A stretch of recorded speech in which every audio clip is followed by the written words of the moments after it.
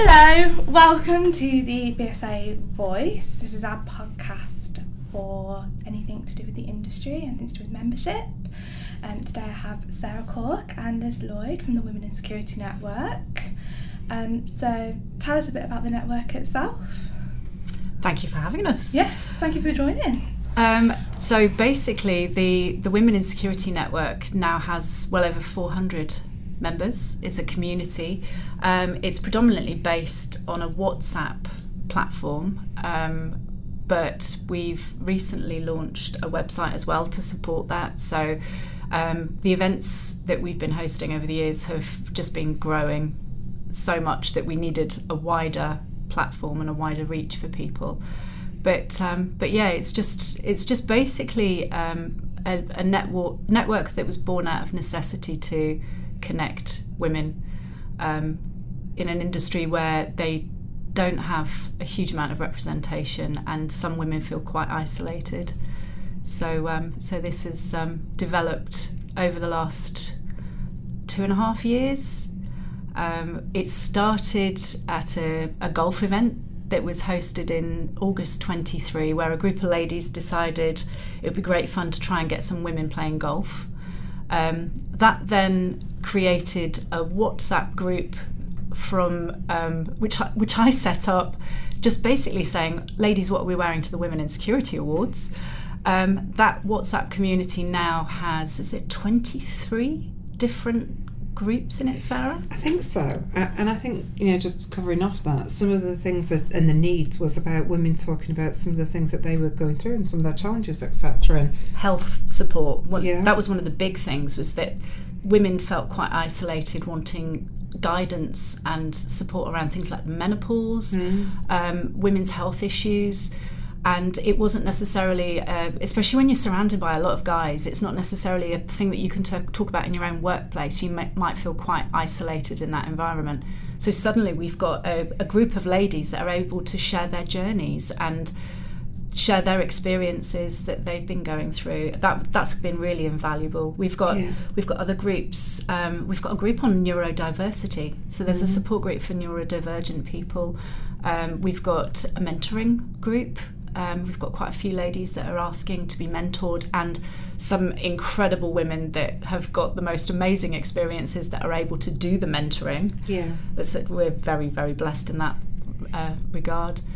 And I think this gives us a broader reach into other women as well, because if you take the mentoring and coaching group, you've got Rachel Webb, Ruth Sharman, Damelza Staples, and so other people are joining this group and going on that journey. And I think it's really nice to see people flourish around the different groups. So, even the neurodiversity one, you've got Tara Burt, Sam Bamford, people like that in those groups. Yeah. The menopause one, I'm definitely in. Yeah. For me, I just to be able to have that opportunity to share how I'm feeling that day and realise that's normal really, really helps.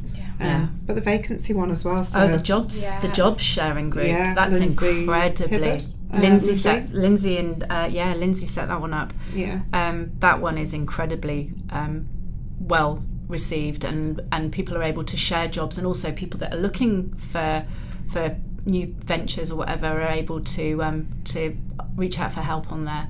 We've even got a group for ladies that are looking to set up their own business. Yeah, that's an amazing network, because we've got people like Sarah and Emma who have done that in the last couple of years, who are able to then give guidance and share the pitfalls and give some really good tangible support to ladies that are looking potentially to take the leap of faith.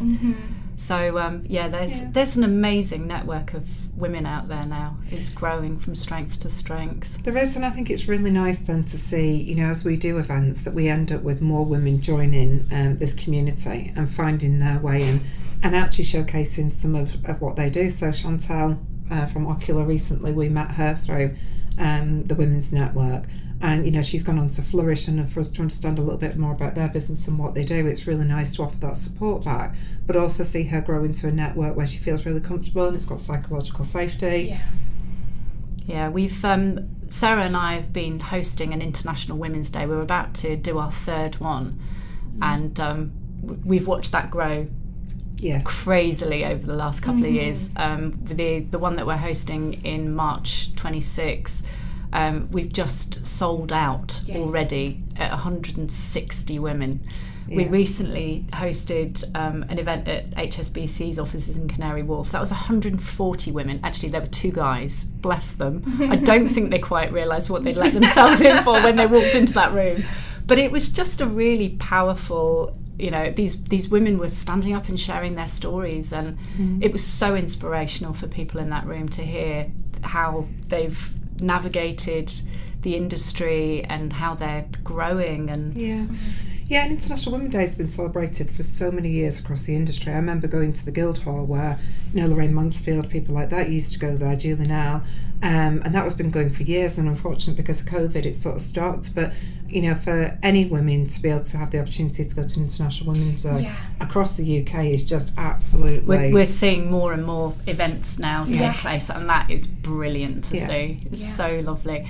And the BSIA, obviously, have been front and centre at supporting these initiatives over the years. Yeah, which leads on to my next question. Go for it. Which is, the BSIA obviously have been supporting the Women in Security Network, plus other ventures in that space.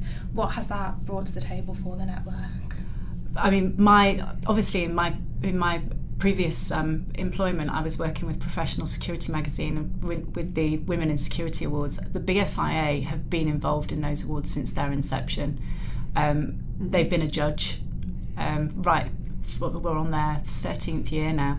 Right from the beginning, the BSIA have been on board as a judge, they've been a sponsor, they've been a champion of these awards, and they continue to champion what we're doing with the Women's Network. They've supported us when we've done the golf events, they've sponsored those, they've supported us with other initiatives that we've been doing. This year we hosted drinks on the BSIA lounge at the second day at the security event, which was crazy. I'd literally been in the role for about 3 days, I think, and nobody quite knew what to expect, and 70 women turned up for this amazing get-together. Next year I want it to be 150 women, and we'll make sure we just plenty of Prosecco, and just have a really lovely get together. And it's fantastic that I know that the BSIA are supporting us on that journey. But not only that, being the leading voice and the leading association, that's how I see the BSIA. I think it's really important to make sure you have that broader reach, and knowing that the BSIA are supportive of everyone's growth, men and females as well, is really, really valuable. But the BSIA, have been around for a long time and actually always been supporters of women, and through my career for sure, and the different businesses that I've worked in, being a member of the BSIA, I definitely feel that it's part of a family and part of something that can really help and support the industry go in the right direction. So I think it's a bigger piece as well for the BSIA. Absolutely. Yeah, definitely. Wow, thank you very much for your time. I'm looking forward to TSC and any other prospective events that we'll be attending. And that's the end. Thank you for having us. Thank you.